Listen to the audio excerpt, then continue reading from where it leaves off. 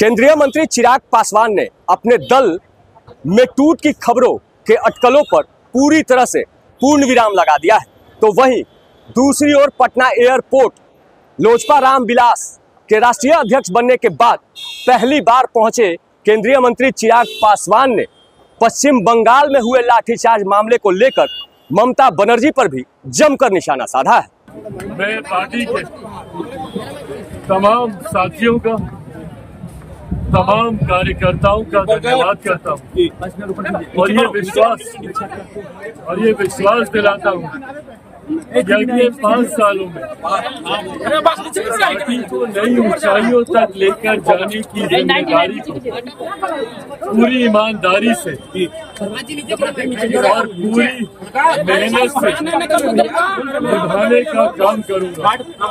ये पार्टी मेरे नेता, मेरे पिता आदरणीय रामविलास पासवान जी के विचारों पर चलने वाली पार्टी, उनके सिद्धांतों पर चलने वाली पार्टी है। इस पार्टी के राष्ट्रीय अध्यक्ष की पुनः मुझे जिम्मेदारी है। मेरे लिए जहाँ एक तरफ ये हर्ष और गर्व की बात है, वहीं एक बड़ी जिम्मेदारी भी है और इस जिम्मेदारी को अगले 5 सालों में पूरी ईमानदारी और मेहनत से निभाते हुए पार्टी को नई ऊंचाइयों तक ले जाऊंगा। राष्ट्रपति मुर्मू ने भी चिंता जताई है।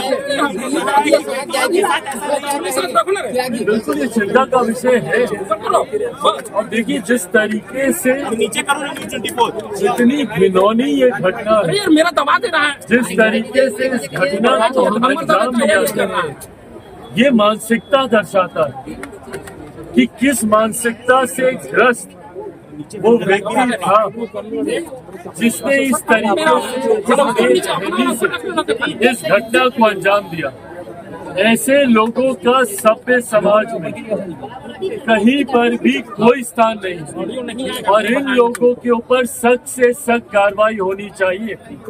हमारी देश की राष्ट्रपति मां महिम तक जब खुद ऐसी घटना के ऊपर चिंता व्यक्त करती है तो ऐसे में उन सरकारों की जिम्मेदारी बढ़ जाती है जिन सरकारों में इस तरीके की घटना को अंजाम दिया जाता है। और ये भी समझने की जरूरत है कि भाई जिस व्यक्ति ने इस घटना को अंजाम दिया वो व्यक्ति कहीं ना कहीं सरकारी व्यवस्था का हिस्सा बना हुआ था, जिसकी वजह से उसे इजी एक्सेस था सरकारी डिपार्टमेंट में आने जाने का।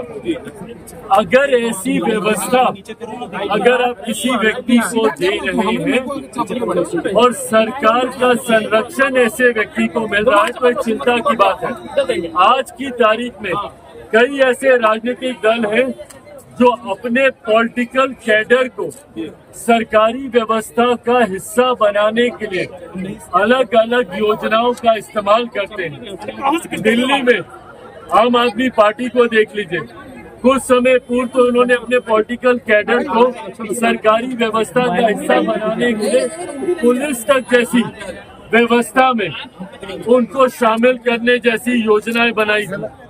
ऐसे में जो पॉलिटिकल पार्टी बिना वेरिफिकेशन के अपने पॉलिटिकल कैडर को सरकारी व्यवस्था का हिस्सा बनाती है, ये भी चिंता का विषय है। ऐसे में जिस घटना को अंजाम बंगाल में दिया गया वो भी कहीं ना कहीं पॉलिटिकल कैडर एक सरकारी व्यवस्था का हिस्सा बनने की सोच के साथ ही वो आगे आ रहा था, जो पूरी तरीके से आने वाले दिनों में बहुत ज्यादा नुकसानदायक हो सकता है।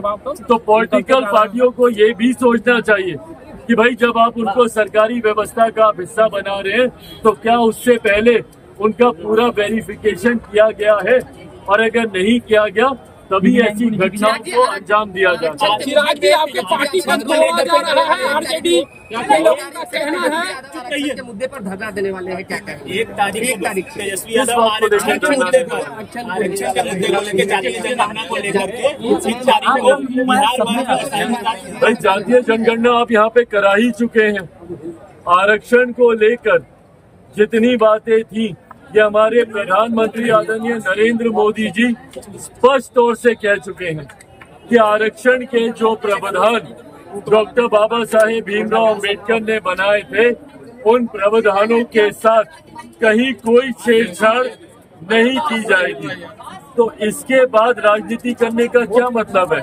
और जहां तक रही बात जातीय जनगणना को लेकर, बिहार में जातीय आधारित जनगणना हो ही चुकी है और बाकी राज्यों में जहां पर इनकी चिंता है, तो जिस गठबंधन का ये हिस्सा है, क्यों नहीं उन गठबंधन की सरकारें जहां जहां पर है वहां पर जातीय आधारित जनगणना कराई जाती है? क्यों नहीं जहां पे इंडिया अलायंस की सरकारें हैं, जहां पर कांग्रेस की सरकारें हैं या इनके समर्थन वाली सरकारें हैं, क्यों नहीं वहां पे जातीय आधारित जनगणना ये लोग कराते हैं? तो उसके लिए बिहार में धरना देकर क्या मतलब है?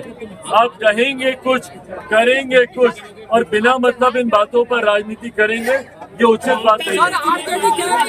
बंगाल जलेगा तो आसाम, बिहार और दिल्ली भी जलेगा। ममता बनर्जी कह रही है कि अगर बंगाल जलेगा तो आसाम, बिहार और दिल्ली भी जलेगी। ऐसे शब्द एक राज्य के मुख्यमंत्री को शोभा नहीं देते।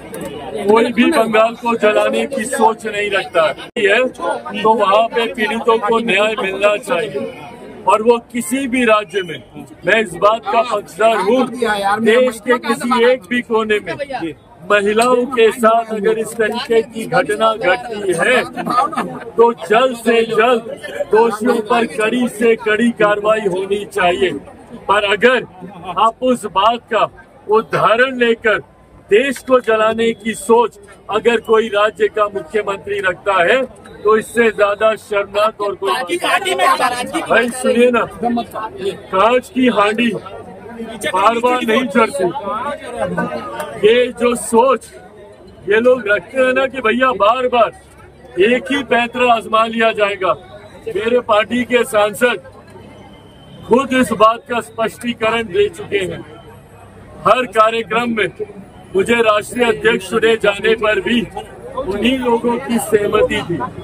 तो जो लोग सोचते हैं कि भैया इस तरीके की सोच या इस तरीके के र्यूमर्स को हवा देकर चिराग पासवान को डरा लिया जाएगा, ये कांच की हांडी बार बार नहीं चढ़ेगी। ये जो सोच है, जो मंशा है चिराग पासवान या लोक जनशक्ति पार्टी रामविलास के बढ़ते प्रभाव को इस तरीके के र्यूमर से डराकर रोक लेने की विपक्ष की ये सोच कभी धरातल पर नहीं। केंद्रीय मंत्री चिराग पासवान ने साफ किया है कि उनके दल के सभी सांसदों ने मिलकर उन्हें राष्ट्रीय अध्यक्ष बनाया है और उनके दल के नेता कहीं दूसरे दल को ज्वाइन नहीं कर रहे हैं।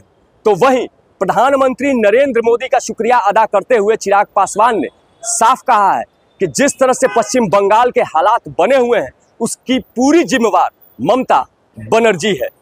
वहीं दूसरी ओर चिराग पासवान ने अपने दल के सांसदों के टूट की खबरों पर पूरी तरह से पूर्ण विराम लगा दिया है। हालांकि अब देखना दिलचस्प होगा कि आने वाले समय में चिराग पासवान के इस बयान पर उनके सांसद कितना कायम रहते हैं।